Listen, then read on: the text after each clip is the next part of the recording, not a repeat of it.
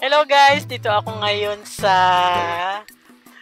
tindahan ng mga gulay dito sa tapat ng Pinas Store, kung saan ito yung madalas punta ng mga kababayan, ng mga Pilipino na bumibili dito ng mga gulay. Ayan, meron ditong mais ngayon. Bibili ako ngayon ng mais. Brother, kamhada. 2.5? Oh, dati 1 real. 1 piece 2 real. Okay, give me 5, 10. Yeah, okay. Okay. Pero, ito papakita sa inyo. Sabi niya 4-5 daw. Para ako ngayong nasa Quiapo. Kasi dito, pamurahan din ang pagbigay ng mga presyo. Dito sa tindahan ni... What is your name, brother? Islam? Nepal or Bangladesh? O Bangladesh daw si Kuya. So, nag-o-offer siya ng 4-5. Pero sa kabila, 3-5. Pero dito ako ngayon sa 4-5. Siyempre, pare-parehas lang naman ang dami ng tali. Ito, meron. Kompleto dito, guys. Meron sitaw. Ayan. Nakakatawa dito. Yung 4-5 na sinasabi nila ay 4 na tali na iba-ibang klase ng gulay ay 5 reals pala. Sorry, napapalimang piso ako. 5 reals, 4 na tali. Let's say, isang tali ng petsay, isang tali ng sitaw, and then, mamimili ka lang kung anong gulay ang gusto mo paisama. Basta 4 na tali siya. So, ito, may lettuce. How much lettuce? Per kilo. Sorry. So, ito, meron ding malunggay. Oh, guys, may malunggay dito. Ayan, ang very healthy na gulay. What is this, brother? Saluyot. Saluyot. Arabia. Not saluyot, brother. Saluyot. Tunuturuan ko pa si Kuya magsalita. And then ito, mayroong mustasa. Ayan. Nakakatawa naman si Kuya. Kahapon, bumibili ako ng bisogo na isda. Sabi nung isa, bisgo. Sabi ko, bisogo. Ito, meron ding parsley. Merong coriander, mint, kinchay, kung gusto mo pansit. Ayan, may labanos. Ayan. Ayan, merong carrots, kamatis. Ayan, kompleto lahat dito ng gulay. Kalabasa. Ayan. Meron ding ampalaya. Ang lalaki ng ampalaya dito, guys. So, talong. Ayan. Meron ding okra. Ayan. Mas gusto kong bumili sa ganito kasi makakatawad. 7 per kilo. Ayan, merong broccoli. Ayan. Cauliflower, San Fernando. Ayan, complete sila. Tsaka ito yung zucchini na tinatawag. Ito yung zucchini. Maganda ito sa lasagna. May upo. Kompleto na kung gusto nang magpakbit.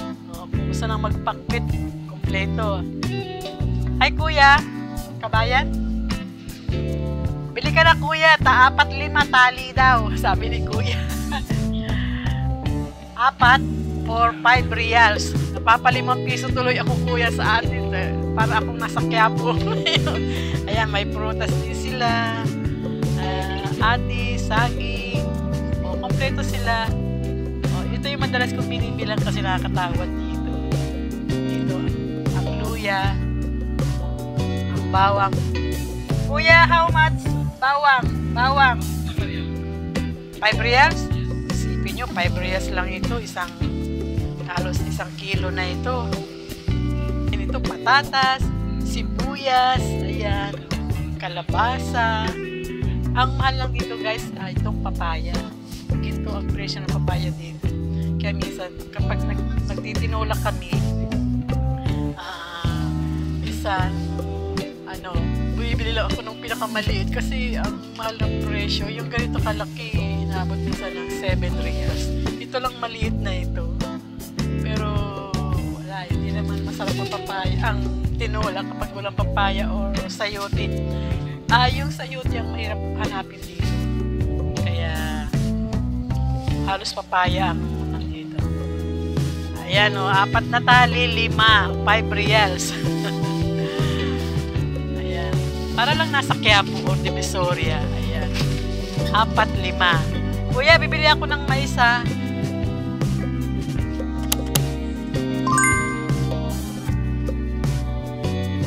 So kung gusto magluto ng pinakbit, dito lang. Kompleto na. Sa kabila naman, may tindahan doon ng isda. Ayan. Dito sa tapat naman, ito yung Pinas na tinatawag namin na kompleto ang pagkain mula sa Pilipinas. Hindi nga lang medyo may kataasan ng presyo kasi nandito na sa Saudi. Pero okay lang kasi at least nakakabili kami ngayon ng pagkain na gusto naming iluto para lang kaming nasa Pinas din. Ayan. So mamaya pupunta ako sa pwesto ng Pinas. Kung nakikita nyo guys, ayan yung Pinas store. Ayan. Pinas Supermarket. Ayan siya. Pinas Supermarket. Ayan yung tindahan na kompleto. Andyan din may bakery din dyan. Ayun, mamaya bibili ako ng tinapay pandesal. Ayan. Kung napapansin nyo, marami dito mga Pinoy.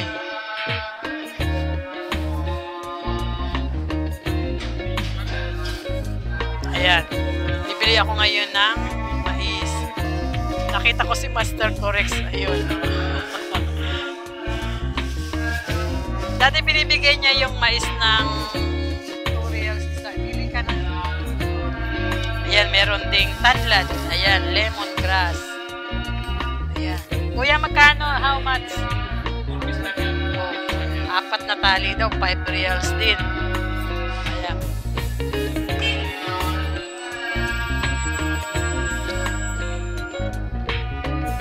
And dito rin sa kapila, isa rin itong tindahan ng mga gulay. So, parehas lang sila ng presyo. Hello, kuya! Can I take video? Ito pa rin yung isa namin binibila ng gulay. Kompleto rin. Kuya, magkano dito? 4-5 din. Parehas na kayo ha. Same. Same presyo. Ayan. Ayan. Ayan. May saluyot. Salyot ang tawag ni kuya doon sa kabila. Saluyot. Not salyot. Ayan. Kompleto rin si kuya. Dito naman ako ngayon sa kabilang pwesto. Ito ng mga isda. Ayan. May ibon. May malaking ibon. Ayan. And then ito.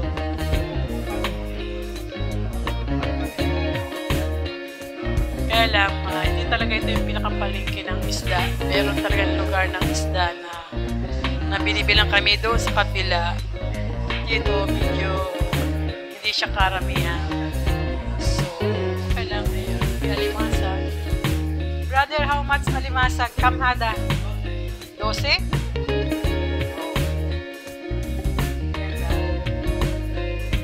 So, ayan ang Pinas Supermarket. Ayan. And yun, kung nagugutom, pwede kong kumain sa lipa, fried chicken, roasted house. Sa banda doon ang tindahan ng mga gadgets, mga suitcase. Ayan. So, babayaran ko na yung mais na kinuha ni Master Corex. Kasi maganda itong pang-almusal. At saka binabaon din namin ito sa aming trabaho. So, ito pa rin yung isang pwesto. Bali, 3 pwesto ng gulay dito sa tapat ng Pinas store. Ayan, mga kabayan yung namimili dito. Hi, kuya! 4-5. Bili na kayo 4-5 tali. Ayan, mais. Usong-usong mais ngayon dito. Tsaka ang gaganda niya, malaman.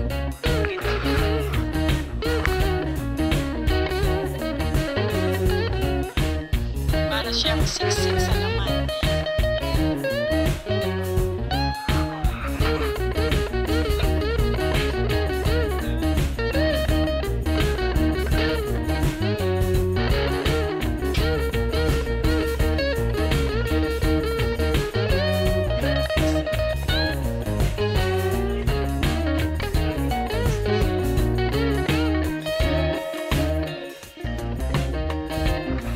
Presyo ng mais dito is bigay sa amin 2 reals ang isang piraso. So, okay na rin yung mga patak. Para pumapatak na 30 pesos isang piraso ng mais. Wow ha! Ginto ang presyo. Wala eh, ganun talaga kasi nasa ibang lugar tayo kaya okay lang. Importante makatikim kami nito. So, ayan guys, madilim na. Mag 5 o'clock na ngayon dito.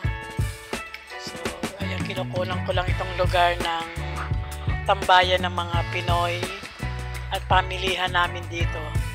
Ayan. Pupunta ako ngayon dito sa bakery. Bibili ako ng pandesal. Ayan. So, ayan, makikita mo, puro mga Pilipino ito na nasasalubong ko. Dahil weekend ngayon, kaya marami namimili. Pero mas marami kahapon kasi Friday. Talagang yun yung pinaka-weekend dito, Friday. Kasi yung iba, pag Saturday, may mga pasok na. Dito ako ngayon sa loob ng bakery. Ayan.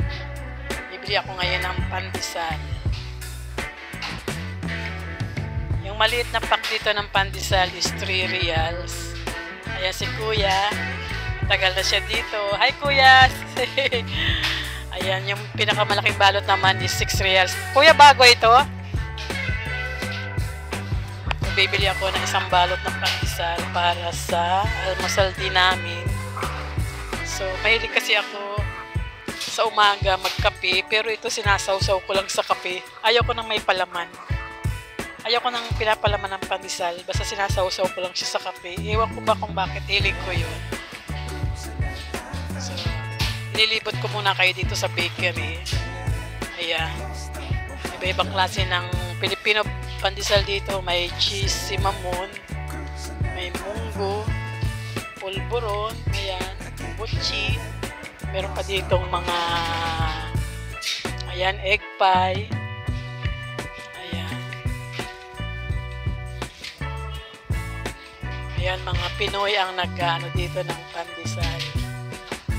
Gumagawa ng mga tinapay. Ayan. Ayan si Kuya. Ayan, marami ditong tinapay na papagpilian. So, mayroong piyaya. 6 reals ang isa balot. Meron dito mga sitsirya or ano ito, mga chips na galing sa Pinas. Ayan, may tortillos. Ayan, tortillos. May dingdong. Marami. Hopia. Ayan. Ito, paborito ko itong tinapay na ito. Ito pa lang siyang ubi. Ayan, may cinnamon bread. May kababayan. Kababayan tinapay, macarons, mamin cheese. Ayan.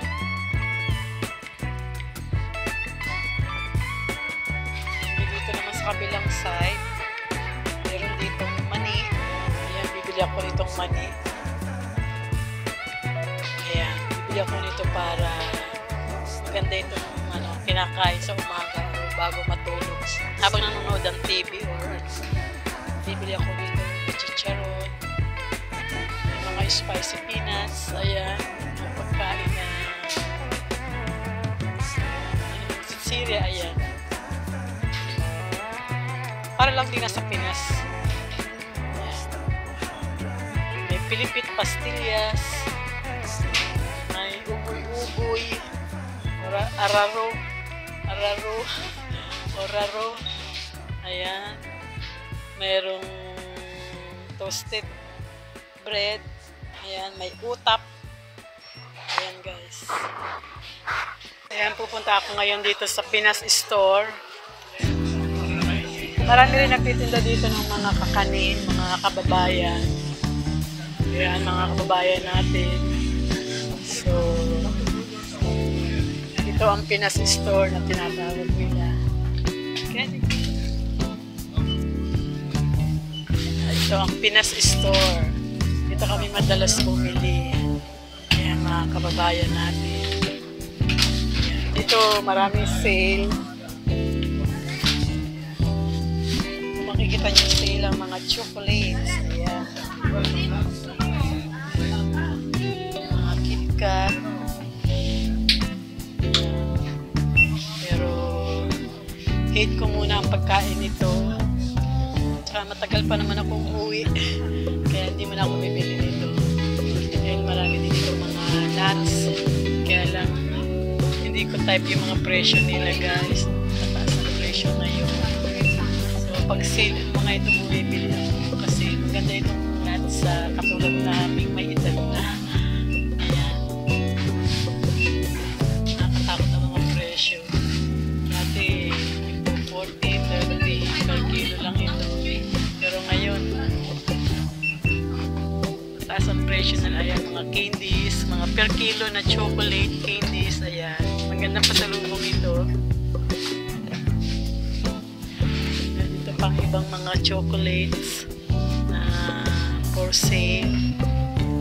Ayan. Meron ding Toblerone.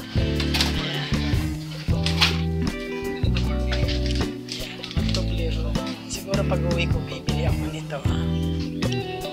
Kasi yung mga anak ko mahilig sa chocolate. Ayan. Masaya na sila na mayroon silang ganito na tig-isang pack na ganito. Ayan. May iba pang klase ng Toblerone. Ito. Ito yung nasa box. Ay, ate. Sale ang mga gatas para sa mga kagaya ko. Ito yung mga candies na 4 kilo. Chocolate ito. So, okay, masarap din ito. Nakatry na ako minsan bumili dito. Pasalubong. Masarap daw, sabi ng mga bata. Ayan, puro sale ngayon ng mga dilata. Ayan, pupunta ako sa banda doon. So, ito po ang Pinas Store. Murang presyo dito kung reals yung gagamit. Ayan. Maraming mga kababayan.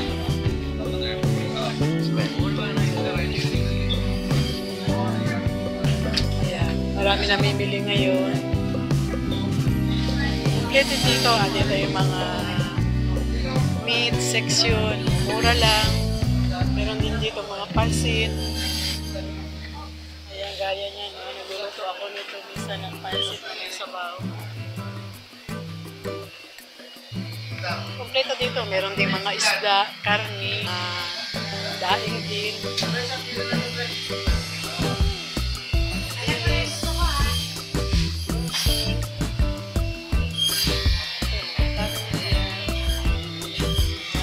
Kompleto. Sausage. May mga sausage din. Ayan. Oh, sarap ng salmon. Kaya lang nakakatakot ang presyo. Hi, kuya! Ayan, salmon. Ayan. Hi, kuya! Tuwa-tuwa sila. O, kumusta? Ito, may mga ready-made ng mga tosino. Ayan. Fishbowl, etc. Ayan, sale ang mga dilata, pineapple juice. Ayan, ang daming sale. Ayan, puro sale ito mga guys. Oops. Ayan. Puro sale ang mga dilata. Siguro next week bibili ako ng pang fruit salad ko. Ayan. Mga busy ang mga sales boy. Cocktail.